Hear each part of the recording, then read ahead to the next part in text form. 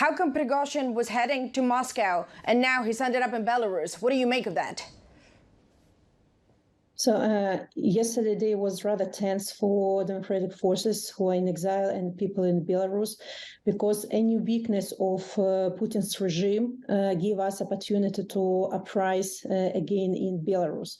And actually it started, this march of Prigozhin started unexpectedly, and unexpectedly it was finished.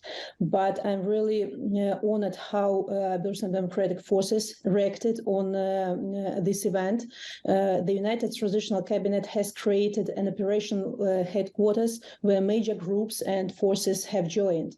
We worked on the common plan of actions. You know that our goal is to get rid of Russian troops, to dismantle Lukashenko regime, and to ensure the transition of democracy. And we really were ready to act yesterday. But now we see that the situation went differently, and now one more threat to Belarusian independence rose, because we have heard that Prigozhin can come to Belarus. Yes. And what do you make of that? Because you say you aspire to a democratic Belarus, but at this point you have Lukashenko, Prigozhin, and the tactical nuclear weapons from Russia. Are you concerned about the future of your country at this point? Look, I'm concerned about the future of my country since 2020, because we face a dual crisis at the moment, humanitarian crisis inside the country, because repressions are continuing and intensifying. Thousands of people are in prisons, hundreds of thousands had to flee Belarus, but also we face a threat to our independence. Is because of nuclear weapon and presence of Russian forces in Belarus, and now possible Prigozhin's arrival to our country. Because as far as I understand, Prigozhin will likely not come alone, but he will come with his mercenaries. And for them, neither Belarus nor Ukraine should exist. So Prigozhin might be involved in military training, trade of arms, for example. It's not excluded that Prigozhin could be involved in another attack on Ukraine from Belarus territory. Who knows? Yes. But I also think that Prigozhin's story is not over. He will be trying to challenge Putin again. And I don't want Belarus to get involved in this.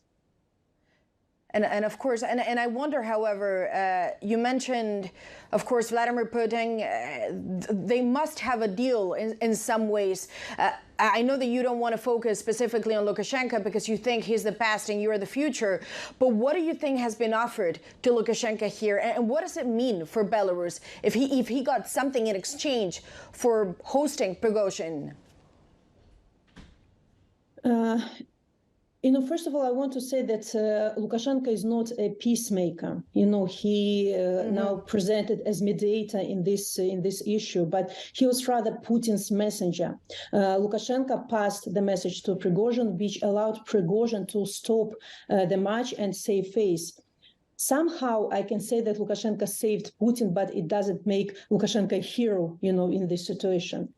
The problem is that the interests of Belarusians are not considered at all.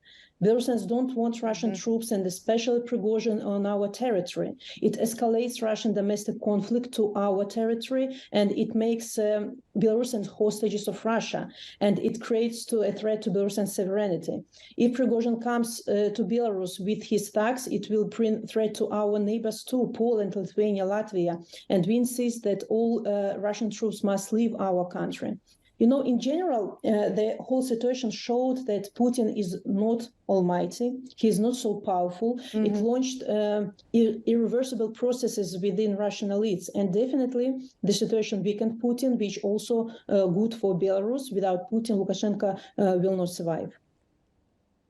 And you say the systems and the cracks in the system have been now shown by the episodes on the Saturday. I wonder, is it now the time to go for more sanctions on Lukashenko and Belarus? Some European leaders believe he's not as bad as Vladimir Putin, so they give him some leeway. In your view, is it now the time to increase the pressure?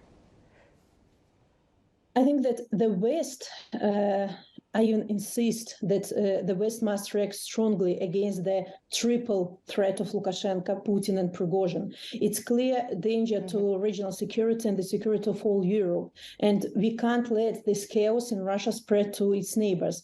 And we can't let Lukashenko threaten Europe with a nuclear weapon. No one knows what role Prigozhin will play in the future.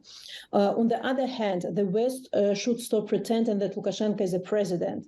And actually, in the video before our interview, again, you called Lukashenko president. He is not. He's a criminal who seized power in our country. So I ask you to support democratic forces in our fight for freedom and independence. And of course, Lukashenko's regime has to be sanctioned as strong as possible. It deprives him of resources.